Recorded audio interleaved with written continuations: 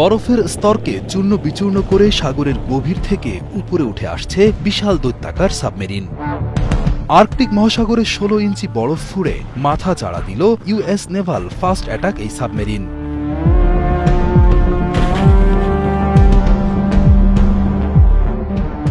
শুধু মাথা চাড়া দেওয়াই নয়, রীতিমতো 3 ফুট শক্ত বরফ ভেঙে উপরে উঠে আসে এই শক্তিশালী ডুবোজাহাজ ইউএসএস হার্টফোর্ড।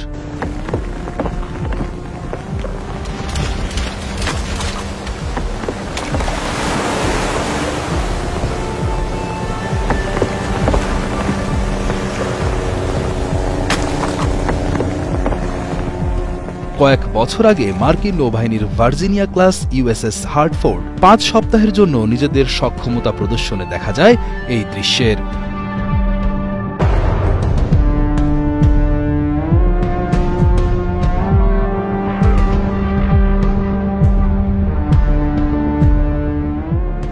মহড়া চলাকালে দক্ষিণ আলাস্কার পুরু বরফের আচ্ছাদন ভেঙে বেরিয়ে আসে এটি।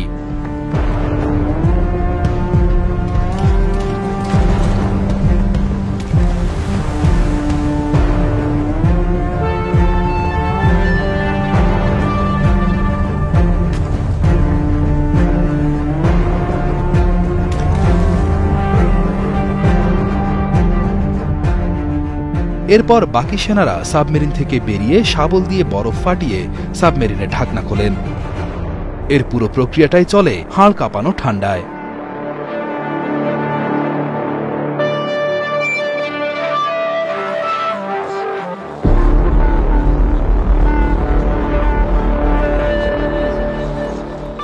মহড়ার শুরু থেকেই সাবমেরিনটির উঠে আসার জায়গার আশেপাশের অংশে বিভিন্ন পরীক্ষা নিরীক্ষা চালায় বিশেষজ্ঞ দল।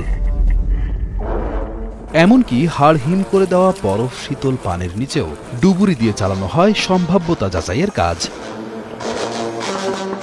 এরপরই বরফের সবচেয়ে পাতলা অংশ ভেদ করে উপরে উঠে আসে বিশালাকার এই পারমাণবিক শক্তিচালিত সাবমেরিনটি। মার্কিন নৌবাহিনীর ইউএসএস হার্টফোর্ড সাবমেরিনটি USS Connecticut fast attack submarine. এই সাবমেরিনটির ওজন 6000 টন প্রায়। এই সাবমেরিনটির মূল্য জানলে হয়তো আপনার চোখ কপালে উঠে আসবে। 2002 সালে জেনারেল ডায়নামিক্স ইলেকট্রিক বোটের তৈরি হওয়া সাবমেরিনটি 2004 সালে মার্কিন নৌবাহিনীতে কমিশন লাভ করে।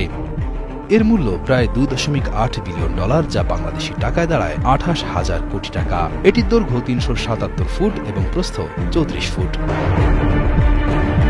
এর গতিবেগ ঘন্টায় 25 নট বা 46 কিলোমিটার। এটি মূলত বিভিন্ন প্রশিক্ষণ সাবমেরিন হিসেবে ব্যবহার হয়। এর পাশাপাশি হার্টফোর্ড তার শত্রুদের অদৃশ্যভাবে আঘাত করে ধ্বংস করা এবং সমুদ্রের উপরে থাকা এবং নিচে উভয় লক্ষ্যবস্তুতে আঘাত হানতে সক্ষম। হিমবাহ অঞ্চলের এই ধরনের মহড়াকে সামরিক ভাষায় বলা হয় আইস এক্স। শুধু আমেরিকা নয়, রাশিয়া, চীন, জার্মানি, কানাডা, ফ্রান্স, ইংল্যান্ড সহ সামরিক শক্তিধর প্রায় সব দেশই বরফ শীতল অঞ্চলে এই ধরনের মহড়া চালিয়ে থাকে।